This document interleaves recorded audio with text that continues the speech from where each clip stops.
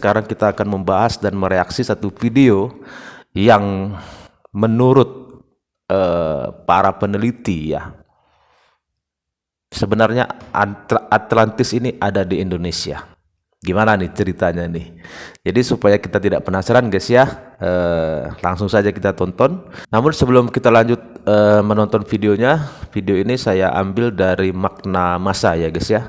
Nanti linknya saya buat di deskripsi ya guys ya. Nanti dikunjungi dan di subscribe pastinya. Oke, tidak usah berlama-lama, langsung saja kita tonton videonya. Indikasi bahwa budaya leluhur kita sangat tinggi juga dikuatkan oleh berbagai penelitian terbaru tentang kemungkinan lokasi Atlantis. Profesor Adisio Santos dalam bukunya yang terkenal berjudul Atlantis, The Lost Continent Finally Found, bahkan berani berhipotesis bahwa Atlantis ada di Nusantara. Insinyur Dani Irwanto juga meyakini Atlantis ada di Laut Jawa dalam bukunya Sundaland Tracing the Cradle of Civilizations. Semua itu mengarah pada terungkapnya kejayaan masa lalu leluhur Nusantara. Atlantis adalah kota legendaris yang pertama kali disebut oleh Plato dalam buku Timaeus dan Critias. Negeri Atlantis diceritakan sebagai sebuah kerajaan yang sangat kaya, makmur, dan hampir sempurna.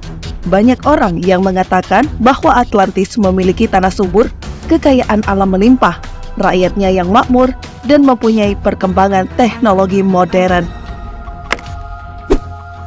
Pada video pertama kita telah membahas lokasi Atlantis berdasarkan kewilayahannya, baik itu dari sisi geografis, oseanografi, dan topografinya, yang kemudian membawa kita pada kesimpulan bahwa Atlantis terletak di Sundaland. Letak ibu kotanya kini berada di Laut Jawa. Masih berdasarkan hipotesa Dani Irwanto dalam bukunya yang berjudul Atlantis, Kota yang Hilang ada di Laut Jawa. Pada video ini kita akan membahas bukti-bukti kekayaan Sundaland yang menunjukkan bahwa kepulauan Indonesia merupakan sisa-sisa dari peradaban Atlantis yang tenggelam. Inilah video kedua dari series Indonesia Pewaris Atlantis. Tanah Kaya Negeri Atlantis. Iklim dan kesuburan induk peradaban. Dalam bagian Critias 11.2d dan 11.8e, Plato mendeskripsikan Atlantis sebagai wilayah yang hanya memiliki dua musim, yakni panas atau kemarau dan dingin atau musim hujan. Wilayah yang hanya memiliki dua musim tersebut tentu saja adalah wilayah yang berada di garis khatulistiwa. Plato juga memberi gambaran bahwa Atlantis berlimpah air berkat curah hujan tahunan. Iklim dengan suhu udara yang amat nyaman, tanahnya subur, terbaik untuk pertanian dan peternakan. Jika demikian, maka Atlantis berada di daerah beriklim tropis. Kondisi tersebut sangat mirip dengan iklim dan kesuburan Sundaland, sebuah wilayah Indonesia purba di zaman es. Ahli paleontologi dari Institut Teknologi Bandung, Profesor Yahdi Zaim menjelaskan, pada 18.000 tahun yang lalu, sebagian besar Indonesia masih menyatu dengan daratan Sundaland. Ketika itu, seluruh bumi mengalami penurunan temperatur yang signifikan, sehingga ketika suhu bumi turun, terjadi pertambahan daratan es di daerah kutub.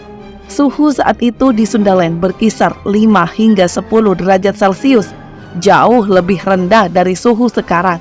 Artinya, meski Indonesia masih negara tropis, tetapi ada penurunan suhu yang terjadi dan hawanya terasa lebih dingin. Namun, meski temperatur di Indonesia lebih dingin dari kisaran suhu hari ini, Indonesia pada masa Sundaland tetap lebih hangat dibandingkan dengan wilayah lain di zaman es. Inilah yang menyebabkan terjadi migrasi manusia dan hewan-hewan yang mencari tempat hangat di tengah penurunan suhu maksimum yang sedang terjadi. Sehingga betul. Dapat disimpulkan Sundaland adalah tempat ternyaman untuk makhluk hidup. Jika telah ada peradaban manusia pada zaman tersebut, dapat dipastikan peradaban itu berada di lingkungan Sundaland. Tanah Sundaland memiliki tingkat kesuburan yang tinggi, menjadikannya tanah terbaik untuk pertanian dan peternakan, persis dengan narasi Plato yang dituangkan dalam Kritias bagian 111e dan 113c. Kesuburan tanah ini membuat Atlantis memiliki ketahanan pangan untuk mempertahankan peradabannya. Profesor Oppenheimer, guru besar dari Oxford University, mengungkapkan budaya cocok tanam seperti bertanam padi pertama kali berasal dari penduduk Asia Tenggara, bukan dari Cina atau India. Penelitian Profesor Oppenheimer bahkan dikuatkan oleh riset tahunan yang dilakukan oleh Dr. Joanna Nichols. Simpulan besar dari kedua riset tersebut adalah arus migrasi besar-besaran di dunia berasal dari masyarakat di Asia Tenggara menuju Cina. Dari negeri tirai bambu inilah penyebaran budaya dan peradaban dunia dimulai, bukan sebaliknya. Simpulan ini pun membantah teori yang menyatakan nenek moyang masyarakat Asia Tenggara berasal dari Cina. Hewan dan hasil bumi. Plato menulis flora dan fauna di Atlantis sangat beragam. Beberapa hewan yang ia sebutkan di antaranya adalah gajah, kuda, banteng, dan lumba-lumba.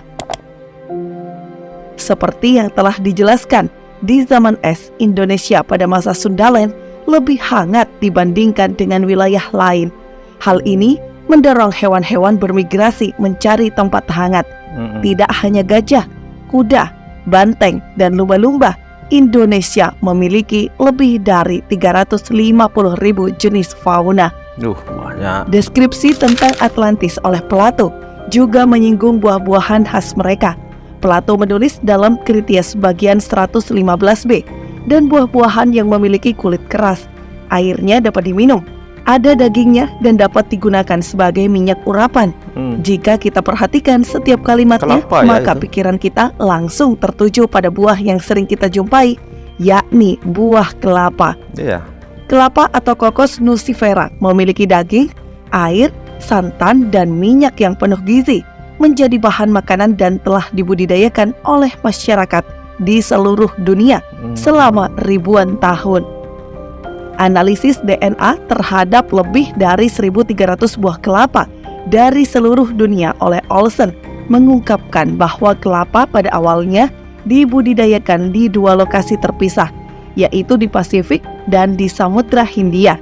Selain itu, genetika kelapa juga tercatat dalam rute perdagangan prasejarah. Kelapa pertama kali dibudidayakan di Kepulauan Asia Tenggara, yaitu Filipina, Malaysia, dan Indonesia.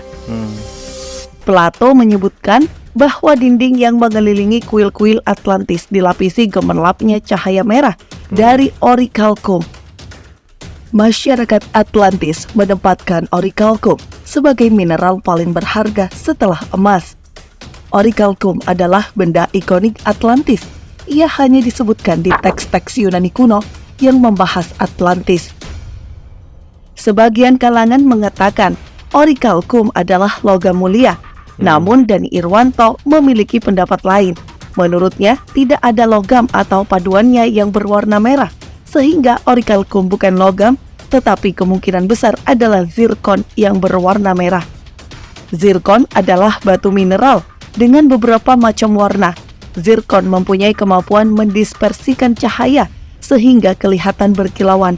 Bila Plato menggambarkan orichalcum secara khusus dengan kata-kata gemerlap dan bercahaya, maka zirkon memiliki ciri yang paling pas dengan keterangan Plato. Zirkon berasal dari bahasa Persia, yaitu zargun. Diduga Plato atau Solon salah menerjemahkan zargun menjadi orichalcum karena tidak ada kata tersebut dalam bahasa Yunani kuno. Sebelum diolah, zirkon dijumpai dalam bentuk butiran seperti pasir. Di Indonesia, pasir zirkon banyak ditemukan di Kalimantan Barat dan Kalimantan Tengah. Sebagaimana telah kita bahas di video sebelumnya, Kalimantan adalah daratan luas yang berada di sekitar pusat kota Atlantis.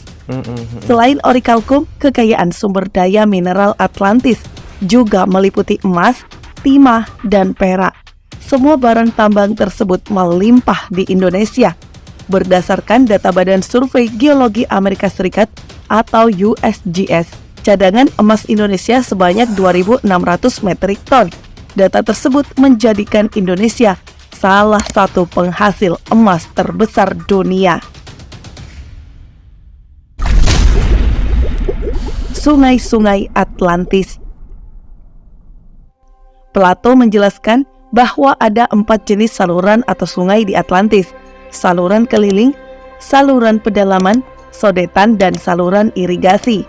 Dan Irwanto meyakini bahwa Sungai Barito adalah saluran keliling Atlantis. Luas penampang aliran saluran keliling Atlantis, seperti yang dijelaskan oleh Plato, adalah sekitar 5.550 meter persegi.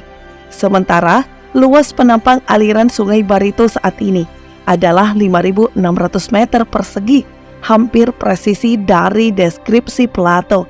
Atlantis juga dilalui saluran pedalaman yang lurus, lebarnya sekitar 30 meter. Jarak antar saluran pedalaman sekitar 18,5 km.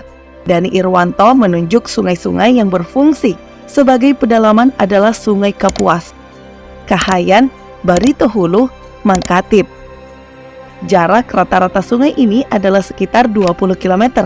Fakta ini dapat dianggap mendekati apa yang dikatakan oleh Plato, yaitu sekitar 18,5 km. Deskripsi Plato tentang kekayaan alam di tanah Atlantis sesuai dengan keadaan alam Sundaland. Hipotesa Sundaland adalah Atlantis semakin kuat, mengutip dari Profesor Santos dalam bukunya yang berjudul Atlantis Benua yang Hilang akhirnya ditemukan. Ilmuwan nuklir fisika itu menyatakan bahwa satu-satunya alasan kenapa Atlantis tidak pernah ditemukan adalah karena dicari di tempat yang salah. Lokasi yang benar secara meyakinkan menurutnya adalah Sundaland atau Indonesia. Bukan sekedar sekedar menyamakan saja apa yang dikatakan Plato dengan apa yang ada di Indonesia, tidak ya. Tapi bisa saja bahwa Atlantis itu ada di kita. Kita kan belum tahu ya, dan ya semoga saja akan ada pembuktian yang nyata bahwa sebenarnya Atlantis itu ada di Indonesia ya. Oke, sampai di sini dulu guys ya videonya. Sampai ketemu lagi di video-video selanjutnya. Tetap semangat, salam sukses buat kita semua.